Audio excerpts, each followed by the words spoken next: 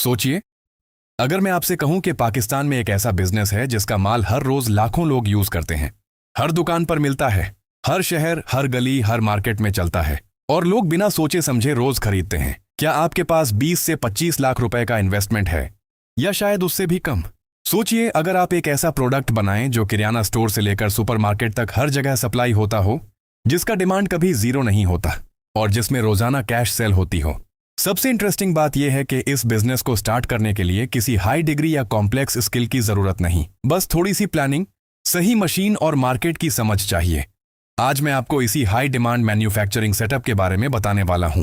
यह बिजनेस है plastic shopping bag manufacturing का। जी हां, वही शॉपिंग बैग जो हर दुकान पर कस्टमर्स को दिए जाते हैं। पाकिस्तान में रिटेल मार्केट का साइज बहुत बड़ा है और हर रोज हजारों टन प्लास्टिक बैग यूज होते हैं। अगर आप प्रोडक्शन लेवल पर काम करें तो ये एक स्टेबल और कंसिस्टेंट इनकम का सोर्स बन सकता है। अब बात करते हैं इन्वेस्टमेंट की।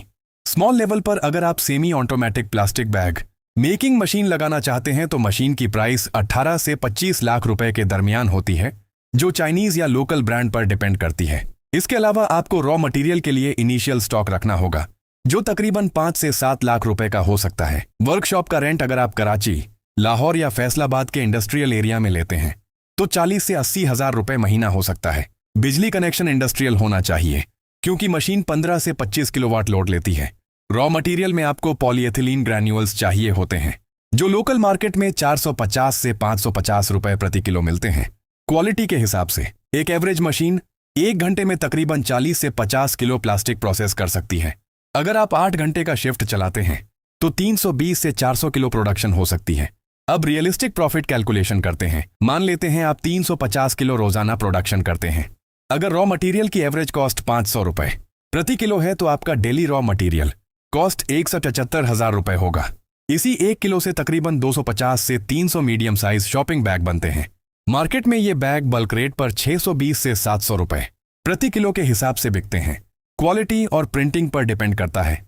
अगर आप कंजर्वेटिव रेट 650 रुपए प्रति किलो से सेल करते हैं तो 350 किलो की सेल 265 रुपए होगी। इस तरह ग्रॉस मार्जिन 22,500 रुपए डेली बनता है। अब इसमें से बिजली का खर्च निकालते हैं, जो तकरीबन 8 घंटे में 6 से 8 हजार रुपए हो सकता है। स्टाफ सैलरी अगर 3 वर्कर्स रखें तो महीना 75 से 90 हजार रुपए, जो डेली एवरेज 3,000 रुपए बनता है। रेंट और मेंटेनेंस मिलाकर डेली एवरेज 4,000 रुपए मान लेते हैं। टोटल डेली खर्च लगभग 15,000 रुपए हो गया। बाटी हुआ 500 में से 15,000 माइनस करें तो नेट प्रॉफिट लगभग 37,000 रुपए रोजाना हो सकता है। महीने का अगर 26 वर्किंग डेज का हिसाब लगाएं तो तकरीबन 9 से 10 लाख रुपए ग्रॉस प्रॉफिट और 7 से 8 लाख रुपए नेट प्रॉफिट पॉसिबल है। ये आइडियल सिचुएशन है जब ऑर्डर्स कंसिस्टेंट मिलते रहें।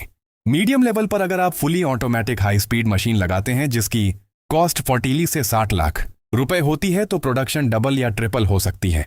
इस लेवल पर आप बड़े होलसेलर्स और सुपरमार्केट्स को डायरेक्ट सप्लाई कर सकते हैं। प्रॉफिट भी उसी हिसाब से बढ़ता है, लेकिन रिस्क और इन्वेस्टमेंट दोनों ज्यादा होते हैं। लोकेशन का बहुत अहम रोल है। आपका यूनिट इंडस्ट्रियल एरिया में हो जहां बिजली स्टेबल हो और ट्रांसपोर्ट आसान हो। प्लास्टिक ग्रैन्यूल्स की सप्लाई भी आसानी से मिल जाए। अगर आप मार्केट के करीब होंगे तो डिलीवरी कॉस्ट कम होगी और प्रॉफिट मार्जिन बेहतर रहेगा। मेंटेनेंस भी इग्नोर नहीं कर सकते। मशीन की रेगुलर सर्विसिंग जरूरी है, वरना हीटिंग एलिमेंट और कटर ब्लेड्स खराब हो सकते हैं जिससे प्रोडक्शन रुक सकती है। हर महीने कुछ अमाउंट मेंटेनेंस के लिए साइड पर रखना चाहिए। रिस्क फैक्टर भी समझना जरूरी है। गवर्नमेंट पॉलिसीज प्लास्टिक के खिलाफ स्ट्रिक्ट हो सकती हैं। कुछ शहरों में प्लास्टिक बैग बैन भी होता रहता है, इसलिए बायोडिग्रेडेबल या रिसाइक्लेबल बैग्स की तरफ शिफ्ट करना फ्यूचर के लिए सेफ ऑप्शन हो सकता है। दूसरा risk raw material price fluctuation का है। अगर ग्रैन्यूल्स महंगे हो जाएं और मार्केट रेट इंक्रीज ना हो तो मार्जिन कम हो सकता है। ये बिजनेस सीजनल नहीं है, लेकिन रमजान और वेडिंग सीजन में डिमांड बढ़ जाती है। ऑफ सीजन में ऑर्डर्स थोड़े कम हो सकते हैं, लेकिन पूरी तरह बंद नहीं होते। अगर आप स्मॉल लेवल से स्टार्ट करते हैं तो 25 से 35 लाख रुपए टोटल इन्वेस्टमेंट में सेटअप हो सकता है। मीडियम लेवल के लिए 60 से 80 लाख रुपए तक का कैपिटल चाहिए होगा। प्लानिंग, मार्केट सर्वे और प्रॉपर बायर्स के साथ एग्रीमेंट करना स्टार्ट से पहले बहुत जरूरी है। याद रखिए, कोई भी मैन्युफैक्चरिंग बिजनेस मेहनत मांगता है। शुरू के महीने टफ हो सकते हैं। ऑन ऑर्डर्स लाना, क्वालिटी मेंटेन करना और कैश फ्लो मैनेज करना चैलेंज होता है, लेकिन अगर आप कंसिस्टेंट रहें, मार्केट को समझें और क्वालिटी कॉम्प्रोमाइज ना करें तो ये बिजनेस आपको स्टेबल इनकम दे सकता है। फैसला आपका है। रिस्क हर बिजनेस में होता है, लेकिन जो लोग प्लानिंग के साथ कदम उठाते हैं वही आगे बढ़ते हैं। शायद आज जो आइडिया आप सुन रहे हैं कल आपका अपना मैन्युफैक्चरिंग यूनिट बन जाए, और जब आप अपनी फैक्ट्री के बाहर खड़े होकर अपना नाम लिखा देखें तो शायद आपको याद आए कि सब कुछ एक छोटी सी सोच से शुरू हुआ था।